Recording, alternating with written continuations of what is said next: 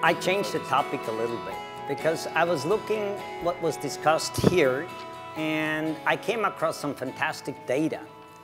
Trust me, I was up half night and I changed the topic. Not only looking at global, I've done this and I will do it next time, but I have such exciting news. I'm not kidding. You will be blown away, but hopefully still here by the end, not walk away.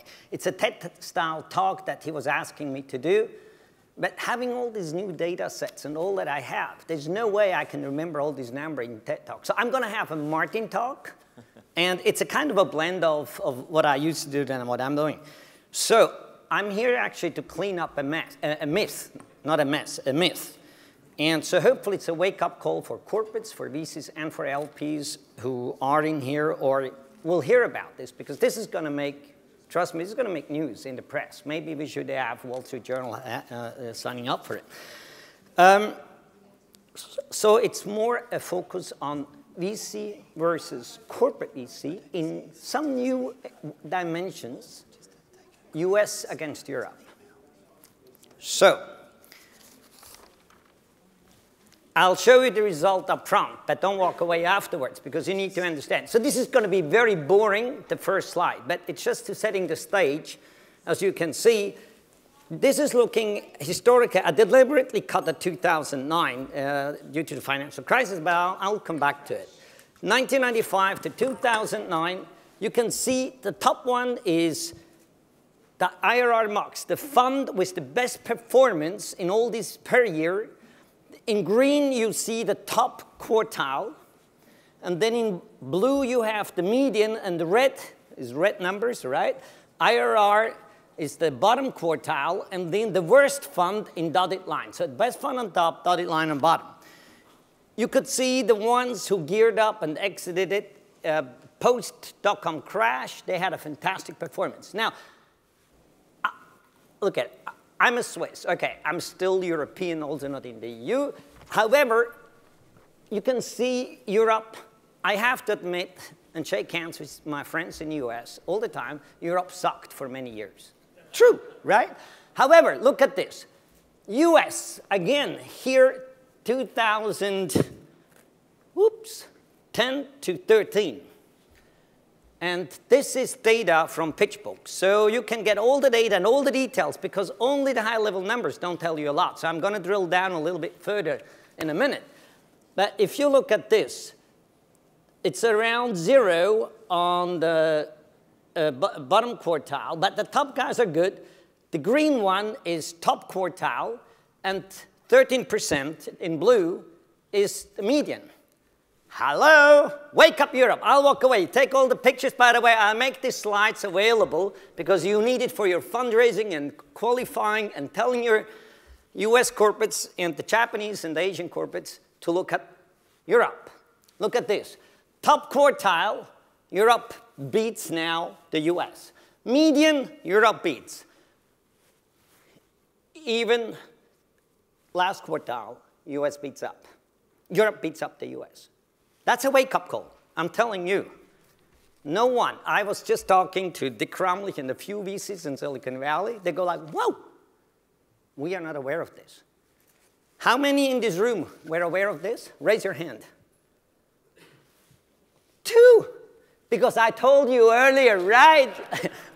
And 2 or 3 of you were probably in California. I made a little pitch, but I really break it down now. So I'm going to rationalize why Europe VC and corporate VC are actually beating up America. Unbelievable, right? Pretty cool. So look at this. This is PitchBook data. I modified only the setup, but I gave you a longer range, but all my talk now is looking at the years 2010 to 2015. I leave out even Q1 because there's not sufficient data in some areas. But still, I'm going to focus on 2010 to 2015. And what I want to tell you is you always get global medians of early, and this is now the early stage, investments. It doesn't mean anything, trust me. So I'm giving you a quick breakdown without going through all the, I'm not even given the time to go through all the slides, but I'm giving you a highlight. In Series A, the US is about 20 to 40% larger on any given years between 2010 and 2015 than the EU. It doesn't mean anything. I'm just telling you it's larger. In Series B, it's about 10 to 20% larger than Europe. When it comes to Series C, now it gets interesting. It is still larger in the US, but starting at, I'm not just starting, at least in 2015, Europe, CVC investments, median, were twice as high. Interesting.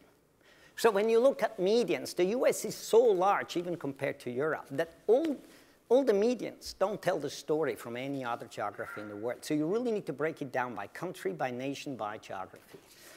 So going to Series D and plus, this was a huge wake-up call even for me when I look at 2015 and 2014. Actually, when it comes to corporate venture investments, don't ask me why. I think this is a discussion we should have afterwards. Not in my session, no time for it. But Europe is anywhere from 20 to 50% larger in deals median invested. Is that weird? And when it comes to VC, D plus round, Europe was larger than the US. I did not expect this at all. At all. However, I have some other interesting news coming up.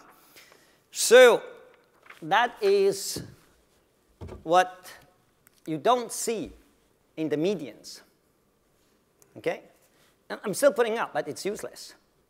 It's not useless. So go to PitchBook and get the data and drill down. So I'm showing you now exits. On exits, if you look at the US, we look at the IPOs, which is capital raised. So next time I will make a modification.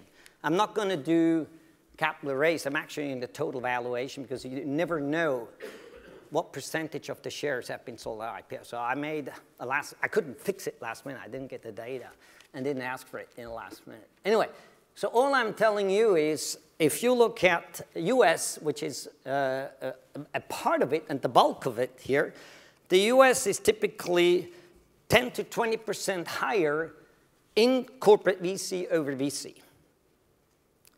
When it comes to Europe, that's an interesting piece too. Europe is much more volatile. There are less IPOs, of course, we all know that.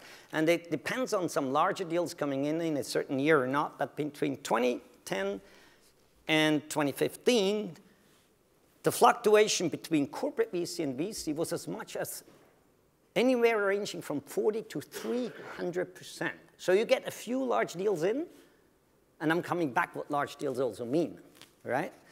Or not means. So European, the volatility of VC versus corporate VC at any given year is much higher. The US is much more compact in a 10-20% range, while in Europe, it varies a lot. So what does that mean when we look at M&As? And I deliberately scaled it in exactly the same way. So M&A is, in my opinion, actually sort of a better figure to compare because you have the absolute value in there and not only a proportion of the shares being released at an IPO. So in general, I can tell you, if we look at fundamentally, the US, I'm comparing now VC with corporate VC. Any given year, the median was between 30 and 50 million in the US. And when the corporate was in, it was 60 to 100 million. So it's exactly twice as much. And so this is exits through M&A. Now, when I compare this with Europe, Europe's investments are about half the size, typically, for any given year of companies that exit through M&A. And when it comes to IPO, it's also about half. kind of makes sense too, right? Because you can kind of get a similar multiple if you think it through. So however, so the ratio is about 2 to 1.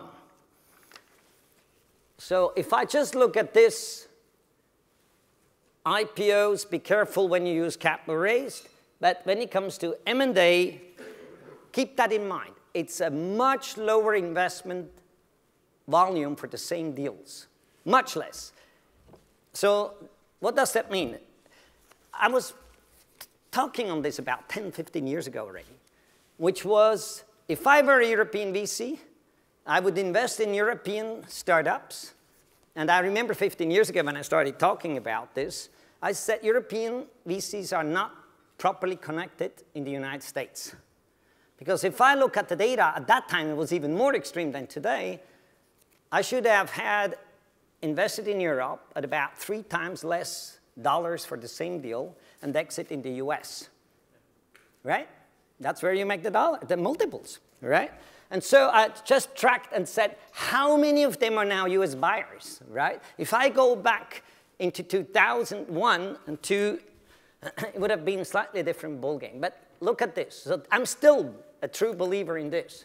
So now let's look at median years. So another thing is, how long do you keep the portfolios after the first VC investment? And when I look at the first VC investments and look at this, it tells you the median here. Again, it's different in US and in Europe. In the US, between 2010, 11, and 15, I have, if corporate VCs are included, look at this. I have about roughly 8 years, and I have about 6 years if no corporate is involved. So think about why. Are corporates more in love with technology than with exits? Maybe, right? I am not going to justify this for the moment. So in Europe, interesting. If I take European data for IPOs, it's shorter. It's 1.5 years shorter than the United States. And it's roughly equally as long if only VCs are involved and no corporate VC. So if a corporate VC is involved, for some reason, the companies exit quicker to an IPO. When it comes now to M&As, we have, looking at the global median numbers, if I break this down again to the US, I have a median of about 6 years in the US, and I have about close to 4 years if it's only VC without corporate. That compares with Europe, 5.5 years, which is almost as much. They're pretty much the same when it comes to acquisitions, and pretty much the same if only VCs are involved. There's some nuances, but that's pretty much roughly about there. So that's something that we always knew, that IPOs in general used to take slightly longer for many years, if you track it historically, very long. And however, it is obvious and clear that when corporates are involved, it does take longer. So, oops, I get this one. Now, what does that mean to multiples? So I looked at multiples saying, if I have an IPO, and that's of the multiple of invested capital total, and then look at the United States. Now, why does Europe, start thinking on this slide, as I finish this slide, why does Europe outperform the United States? Right? In IRR, and let's see what the multiples do. So if it's an IPO, if a corporate VC is involved, in 2010 to 2015, I have about a 3x. And that's on IPOs. Now, Europe has much fewer IPOs, as you know, than the United States. So if I look at Europe, it's exactly the same. If I look at VC only without corporate VC, here's stunning. In the US, it's a multiple of 6. So think of this. Think of this. You only, if you have a corporate VC in, it's half the multiple. I'm not giving you the answer, why? Think about this. I'm not sure you have ever looked at this. Now, if we take on Europe, it's the same multiple for corporate VCs. It's slightly worse on VC. But still, why is Europe outperforming still? Because it's the last slide. It's this one. When it comes to M&A, and I scaled it exactly the same so you can see it, it's because there are a lot more deals that exit. I mean, most of the deals exit in US and Europe via M&A. So that is where Europe beats up the United States by large. The multiple median is 3 in the United States, and it's 5. And if 95% or 90% of all the deals exit in Europe, and a larger bulk exits more and more in the United States, that's where the multiple comes in. And it's a much lower investment volume. That's why I'm saying, remember yesterday, Jeffrey Lee from Tencent, when I introduced him. He said, Martin, I cannot reveal the deal, but I can reveal it today because it leaked through the public. And so I told him I'm going to tell you.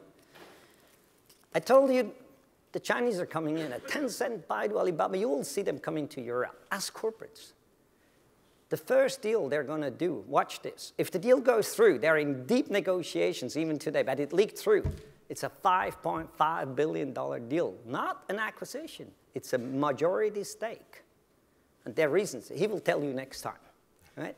So all that said, I wanted to start thinking, as corporate, US corporates or European corporates, where do I invest? Do I invest for returns? I invest in strategic returns or a blend or whatever. Doesn't matter. All my objective was, well, my time is up, and you're here. Those slides are available, but they don't tell you that much. You can hammer me down if you still want to see me. I'm here for the rest of the day. And if you want to have all the data details, PitchBook, I saw they have a booth out there. You go and talk to them and get the data and figure out and set your strategy, new strategy. Next year we talk. Hopefully you're going to change some parts of the strategy too. Thank you.